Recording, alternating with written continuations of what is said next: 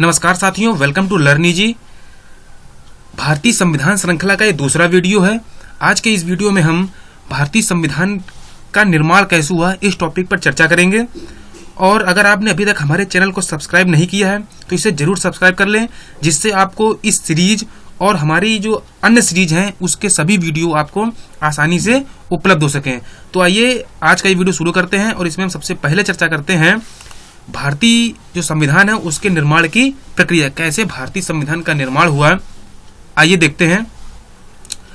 तो जो संविधान सभा की पहली बैठक थी वो पहली बैठक 9 दिसंबर 1946 को हुई। जो संविधान निर्माण की जो प्रक्रिया शुरुआत हुई उसको हम 9 दिसंबर 1946 से मान सकते, क्योंकि इस दिन संविधान सभा की पहली बैठक हुई थी। लेकिन यह बैठक अनिश्चितता में हुई। यह बैठक निश्चित नहीं थी, अनिश्चितता में इस बैठक को बुलाया गया। अनिश्चितता का इसका कारण यह था कि जो मुस्लिम लीग के सदस्य थे उन्होंने संविधान सभा की बैठक का बहिष्कार किया था। जो मुस्लिम लीग थी उसने संविधान सभा की बैठक का बहिष्कार किया था, इस वजह से यह बैठक अनिश्चितता में हुई। 9 दिसंबर 1946 को, जैसा कि हम जानते हैं, इस दिन संविधान सभा की पहली बैठक हुई थी। तो इस दिन सच्चिदानंद सिन्हा को संविधान सभा का अस्थायी अध्यक्ष चुना गया।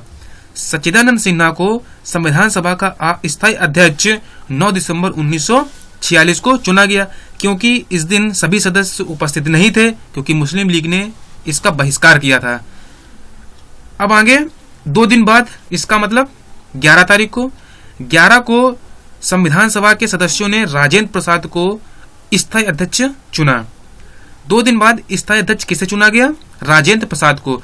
तो सच्चिदानंद सिन्हा संविधान सभा के पहले अस्थायी अध्यक्ष थे और राजेंद्र प्रसाद स्थायी अध्यक्ष बने।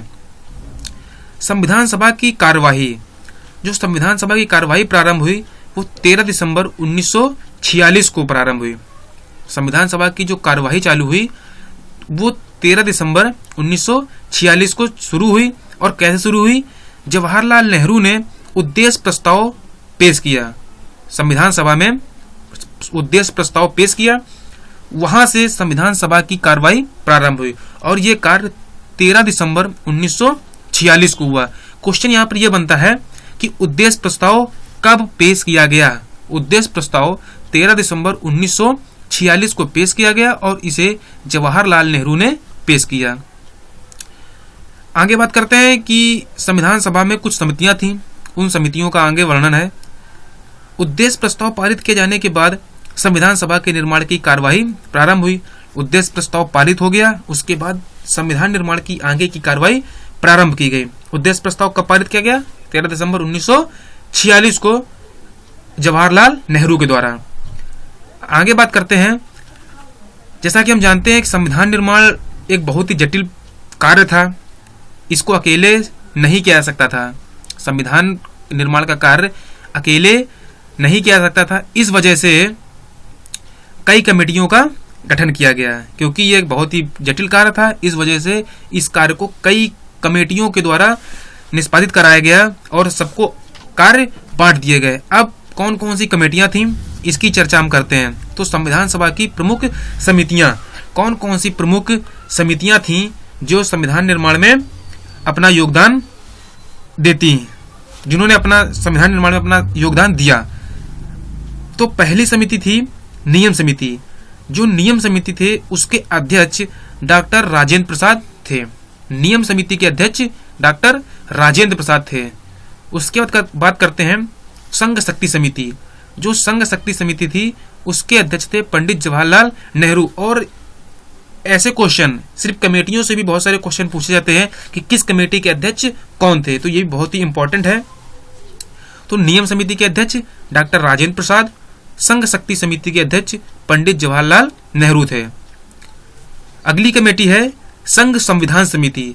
जो 2 संघ, पीछे एक संघ थी और आगे भी जो संघ शक्ति थी और संघ संविधान, तो दोनों संघ की जो समितियां हैं उसके अध्यक्ष पंडित जवाहरलाल नेहरू। तो संघ से रिलेटेड जो भी कमेटी है उस दोनों के अध्यक्ष पंडित जवाहरलाल नेहरू हैं। पीछे हमने पढ़ा संघ शक्ति समिति और ये संघ संविधान समिति। तो संघ संविधान समिति के अध्यक्ष पंडित जवाहरलाल नेहरू थे। आगे बात करते हैं प्रांतीय संविधान समिति। प्रांतीय संविधान समिति, इसके अध्यक्ष थे सरदार वल्लभ भाई पटेल। और जैसा कि हम जानते हैं कि देशी रियासतों को इकट्ठा करने में या भारत में विलय कराने में सरदार वल्लभ भाई पटेल का बहुत योगदान था। अब इन्होंने देशी रियासतें इन्होंने सम्मिलित कराई भारत भूभाग में, तो उसको हम प्रांत से रिलेट कर सकते हैं कि सभी प्रांतों को आपस में मिला दिया। तो जहां बात प्रांत की आएगी और उसकी समिति की बात आएगी तो वहां पर सरदार वल्लभ भाई पटेल उसके अध्यक्ष होंगे। तो प्रांतीय संविधान समिति के अध्यक्ष सरदार वल्लभ भाई पटेल हैं। और ये एक एग्जाम्पल था इसको कैसे समझा सकता है। आगे बात करते हैं संचालन समिति। संचालन समिति के भी डॉक्टर राजेंद्र प्रसाद थे। पीछे हमने पढ़ा कि नियम समिति के अध्यक्ष डॉक्टर राजेंद्र प्रसाद थे। अब उन नियमों का संचालन कौन करेगा? तो नियम का संचालन भी डॉक्टर राजेंद्र प्रसाद ने ही किया। तो नियम समिति और संचालन समिति, इन दोनों समितियों के अध्यक्ष डॉक्टर राजेंद्र प्रसाद ही होंगे। आगे बात करते हैं प्रारूप समिति, जो कि सबसे महत्वपूर्ण समिति है। प्रारूप समिति के अध्यक्ष डॉक्टर भीमराव अंबेडकर हैं। प्रारूप समिति के अध्यक्ष डॉक्टर भीमराव अंबेडकर हैं। आगे बात करते हैं, समिति है हमारी झंडा समिति। झंडा समिति के अध्यक्ष जे.बी. कृपलानी। झंडा समिति के अध्यक्ष डॉक्टर जे.बी. कृपलानी थे। आगे बात करते हैं राज्य समिति। राज्य समिति के भी अध्यक्ष पंडित जवाहरलाल नेहरू हैं। तो जो दो संघ हो गए और एक राज्य हो गया, संघ के राज्य या राज्यों के संघ जो भी कह सकते हैं, तो राज्य और संघ से रिलेटेड जो भी समितियां या कमेटियां हैं उनके सभी के अध्यक्ष पंडित जवाहरलाल नेहरू हैं। आगे कमेटी है परामर्श समिति। परामर्श समिति के सरदार वल्लभ भाई पटेल। ऊपर हमने पढ़ा प्रांतीय संविधान समिति और इसको हमने रिलेट किया था देशी रियासतों से। तो उन देशी रियासतों को हम प्रांत मान लें और प्रांतों को शामिल करने में जो परामर्श दिया वो सरदार वल्लभ भाई पटेल ने दिया। एज एग्जाम्पल यूज कर रहे हैं तो प्रांतीय संविधान समिति और उसमें परामर्श देने के लिए सरदार वल्लभ भाई पटेल को नियुक्त किया गया। तो परामर्श समिति के अध्यक्ष भी वल्लभ भाई पटेल थे। ठीक है, आगे बात करते हैं सर्वोच्च न्यायालय समिति। सर्वोच्च न्यायालय समिति के अध्यक्ष एस वारदाचार्य थे। सर्वोच्च न्यायालय समिति के अध्यक्ष एस वारदाचार्य थे।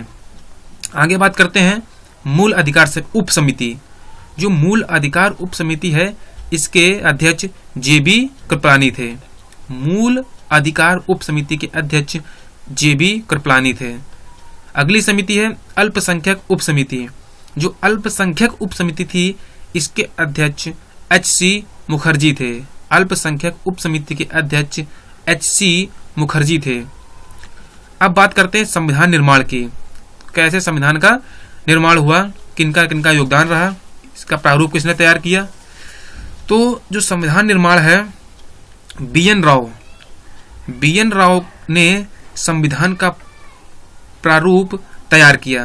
बी.एन. राव ने संविधान का प्रारूप तैयार किया और इसको विचार विमर्श के लिए संविधान सभा में 29 अगस्त 1947 को इस प्रारूप समिति का गठन किया गया। जो ये प्रारूप तैयार किया इस पर विचार विमर्श करने के लिए 29 अगस्त 1947 को प्रारूप समिति का गठन किया गया। अब यहाँ पे क्वेश्चन ये बनता है कि प्रारूप समिति का गठन कब हुआ। प्रारूप समिति का गठन 29 अगस्त 1947 को हुआ। प्रारूप तैयार किसने किया?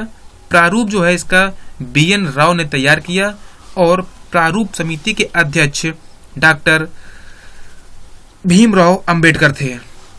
तो यहाँ पर 3 क्वेश्चन यहाँ से बनते हैं। प्रारूप समिति का गठन कब हुआ? 29 अगस्त 1947 को। किसने प्रारूप तैयार किया? बी.एन. राव ने बी.एन. राव ने प्रारूप समिति का जो है मसौदा तैयार किया। उसके बाद इसके अध्यक्ष कौन थे? इसके अध्यक्ष डॉक्टर भीमराव अंबेडकर थे। आगे बात करते हैं, जैसा कि पहले बताया मैंने, इसके अध्यक्ष डॉक्टर भीमराव अंबेडकर थे। अब बात करते हैं प्रारूप समिति ने संविधान के प्रारूप पर विचार विमर्श करने के बाद 21 फरवरी 1948 को अपनी रिपोर्ट प्रस्तुत की। जो इनके जितने भी मेंबर थे उन्होंने इस समिति का जो प्रारूप समिति थी उस पर विचार विमर्श किया और उसके बाद 21 फरवरी 1948 को अपनी रिपोर्ट प्रस्तुत की। संविधान सभा में संविधान का प्रथम वाचन, जो इस पर जो सबसे पहला जो संविधान सभा थी, इसमें संविधान निर्माण के लिए जो प्रथम वाचन हुआ वो 4 नवंबर 1948 को प्रारंभ हुआ, जो 9 नवंबर 1948 तक चला। तो संविधान सभा का पहला वाचन, जिसमें वाचन से यहाँ पे मतलब है कि जो भी उसमें संशोधन होने थे या जो भी उसमें विचार विमर्श, ये सारा जो है पहला जो इसका सभी जितनी भी कमेटियां थी उन्होंने मिलकर पहला वाचन जो है 4 नवंबर 1948 को प्रारंभ किया, जो 9 नवंबर 1948 तक चला। ठीक है, पहला वाचन इंपॉर्टेंट है। पहला वाचन कब से कब तक हुआ? पहला वाचन 4 नवंबर 1948 को प्रारंभ हुआ और 9 नवंबर 1948 को खत्म हुआ। आगे बात करते हैं संविधान का दूसरा वाचन।